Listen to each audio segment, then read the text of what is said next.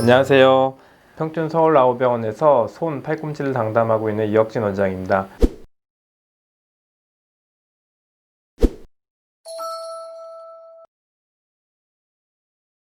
손가락 있고 여기 손목 부위가 있고 여기 이 부위를 터널이라고 지칭을 하는데, 손목 바닥 쪽으로는요 손목 뼈가 이렇게 덮여 있고요, 위로는 질긴 인대가 덮고 있습니다. 그래서 인대와 이 손등뼈 사이에 이제 공간을 손목 터널이라고 얘기를 하고요, 이 손목 터널로는 손가락을 움직이는 심줄 9개가 지나가고, 엄지는 하나밖에 없고 나머지가 2개씩 있거든요. 그래서 9개가 지나가고, 그다음에 정중신경이라는 이런 노랗게 보이는 신경이 같이 지나갑니다. 네, 손목 터널 안에서 어떤 이유든지 압력이 높아지게 되면 단단한 심줄들은 눌리지 않게 되는데 연약한 신경이 눌리게 됩니다. 그래서 신경이 눌리면서 여러 가지 신경 증상이 나타나는 것을 손목 터널 증후군이라고 얘기를 합니다.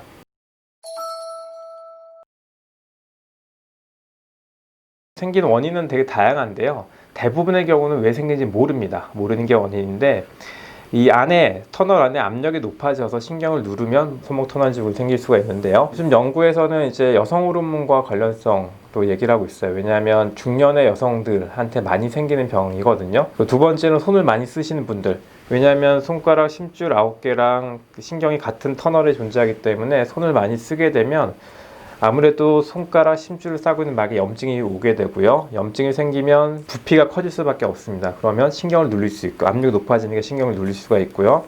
그 외에 류마티스 관절염이나 다른 염증성 관절염 때문에 심줄에 염증이 생기면 또 신경을 누를 수가 있습니다. 포발 연령은 전 세계적으로 거의 비슷하거든요. 40대 이후에 중년의 여성 환자는 대부분 생기게 되고요. 그 다음에 드물게 젊은 남자나 젊은 여자들은 요새 손을 많이 쓰신 분들한테 좀 자주 오게 되고요. 세 번째로 외상과 관련돼서 손목 골절이 있거나 다른 심줄에 손상을 받았고 나서 그 후에 손목 터널 증후군이 오는 경우가 있습니다.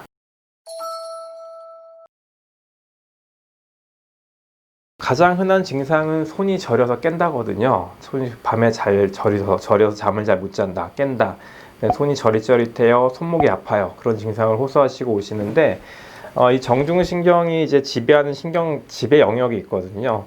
엄지손가락, 두 번째, 세 번째 손가락, 네 번째 손가락 딱 절반까지만 이 신경이 지배를 하고 있거든요. 새끼손가락이랑 네 번째 손가락 반대쪽 절반은 다른 신경이 지배를 하고 있어요. 그래서 손목 터널 증후군일 때는 특징적으로 엄지 둘, 세 번째, 네 번째까지 손이 저린 증상이 생기게 되고요. 밤에 손이 저려서 깨는 이유는 이제 자고 있을 때 이제 손목 터널의 압력이 높아지게 되거든요. 가만히 누워서 자게 되면 붓게 되고 약간 부종이 생기면서 신경이 눌리기 때문에 이제 저린 증상이 심해지고, 그래서 밤에 깨게 됩니다. 깨서 하는 동작이 손을 이렇게 터는 동작을 하세요. 대부분 손을 털면 이제 부종이 가라앉으면서 압력이 낮춰지기 때문에 당연히 신경을 덜 눌리게 돼서 증상이 호전됩니다.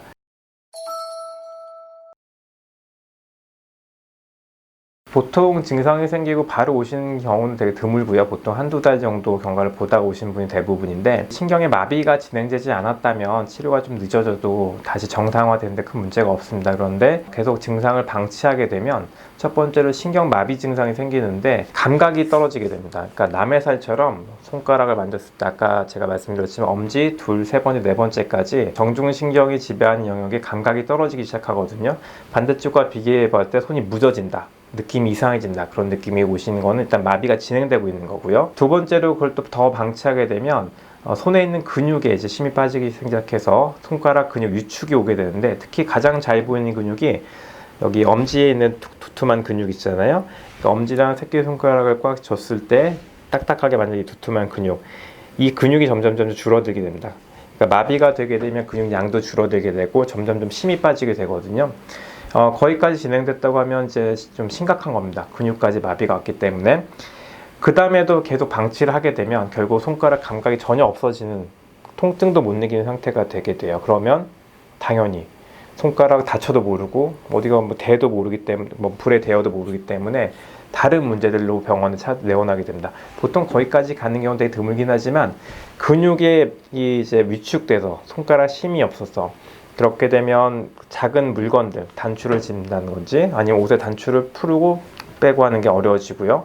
머리카락을 잡을 수가 없게 되고요. 바닥에 있는 젓가락질도 힘들어지는 상태가 되게 됩니다.